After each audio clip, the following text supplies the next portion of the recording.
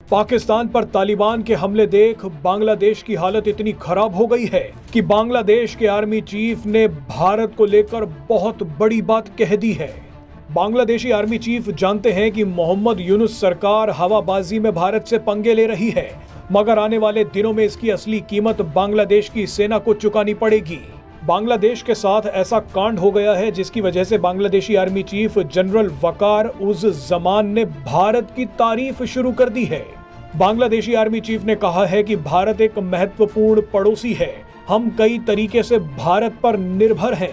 हमें भारत के बारे में बिल्कुल बुरी बातें नहीं करनी चाहिए। बांग्लादेशी आर्मी चीफ को साफ साफ दिख रहा है कि बांग्लादेश पर कौन सी बिजली गिरने वाली है। दरअसल बांग्लादेश के आर्मी चीफ को लग रहा है कि जिस तरह से अफगानिस्तान के रास्ते पाकिस्तान को बर्बाद किया गया है, ठीक वैसे ही म्यांमार के रास्ते हमारी बर्बादी लिखी जा रही है और ये बर्बादी भारत लिख रहा है। बांग्लादेश की सिचुएशन मुझे ऐसा लगता है कि ये टुकड़े टुकड़े ना हो जाए, यानी इसके ऊपर अगर हम ज्यादा टुकड़े ना कहें तो चंद टुकड़े, तो मुझे लगता है कि वो पहले एक बांग्लादेश बना था एक टुकड़ा, तो अब ये जो एक टुकड़ा है ये कहीं मजीद टुकड़ों में तकसीम ना हो जाए। मुझे लगता है कि भाई बांग्लादेश जो है वो फुली अपने कदमों पे गिर गया है अब। अच्छा। आप लोगों को पता है कि आपके पास इतने वसाइल नहीं है, आपकी मईशत अच्छी नहीं जा रही है, आपकी इकोनॉमी डाउन है, आपका कंट्री डाउन है, और फिर आप इंडिया से पंगे ले। म्यांमार का बॉर्डर है और बहुत सारे ऐसे एरियाज हैं, पानी के मसले हैं।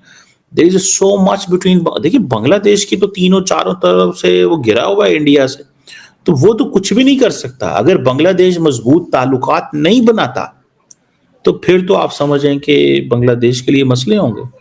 इंडिया बांग्लादेश को बिल्कुल डिस्टर्ब कर सकता है। मैं आपको बात बताऊं, India has an absolute capacity, याद रखिएगा, उनकी बड़ी जबरदस्त कैपेसिटी है।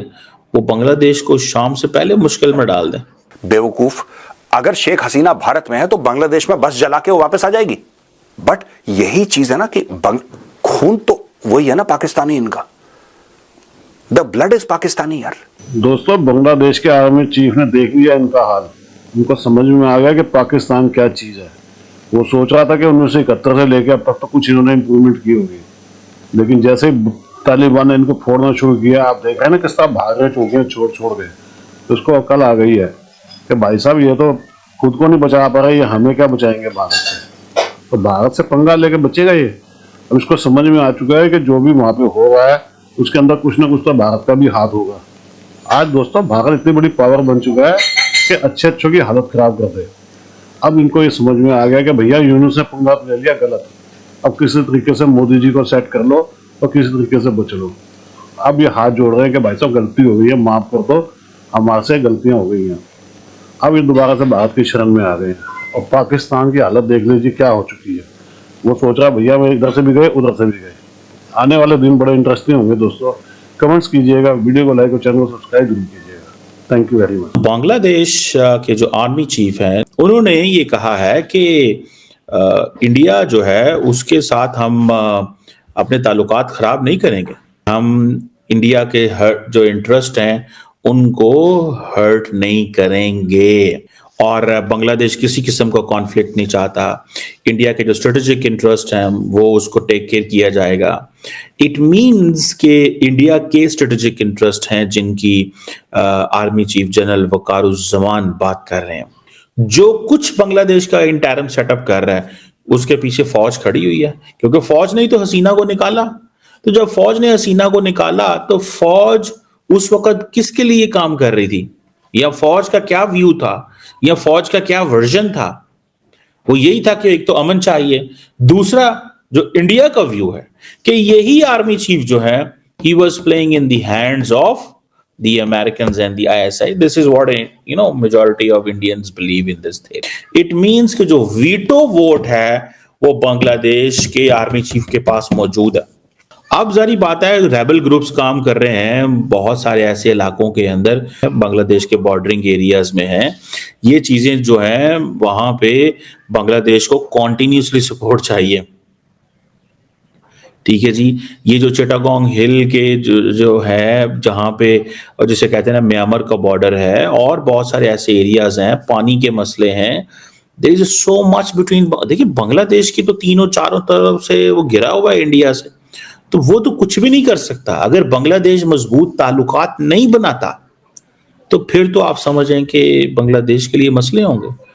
इंडिया बांग्लादेश को बिल्कुल डिस्टर्ब कर सकता है। मैं आपको बात बताऊं, India has an absolute capacity, याद रखिएगा, उनकी बड़ी जबरदस्त कैपेसिटी है, वो बांग्लादेश को शाम से पहले मुश्किल में डाल दें। इंडिया ने थोड़ा सा टफ टाइम दिया बांग्लादेश को, इसीलिए ये बांग्लादेश के आर्मी चीफ बोले हैं।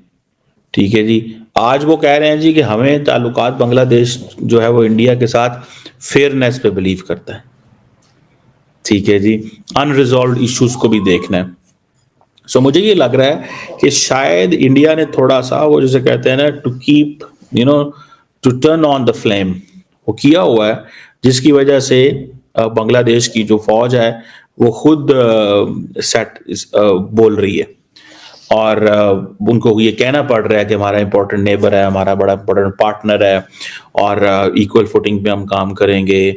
सो ये चीज़ें बताती हैं कि इंडियंस जो हैं वो जिसे कहते हैं ना, उन्होंने समहाउ इंगेज कर लिया हुआ है बांग्लादेश को। और ख़ास तौर पे ये जो आर्मी चीफ की स्टेटमेंट है, दैट मीनिंग, बहरहाल बांग्लादेश के आर्मी चीफ का ये स्टेटमेंट जारी करना, this gives us A message. ये मैसेज बड़ा क्लियर है कि Bangladesh is feeling the heat और वो बांग्लादेश मैनेज भी करना चाहता है इंडिया को, लेकिन वो जो आर्मी एंड सिविल जो बैलेंस है वो भी रखना चाहते हैं, क्योंकि जो सिविल एडमिनिस्ट्रेशन जो इस वक्त मोहम्मद यूनुस साहब की लीडरशिप में काम कर रही है, उसकी तरफ से जो मैसेजिंग की जा रही है ना, उस मैसेजिंग को शायद वो बैलेंस करना चाह रहे हैं। सो इसलिए वो कह रहे हैं कि हम इंडियन इंटरेस्ट को हार्म नहीं करेंगे।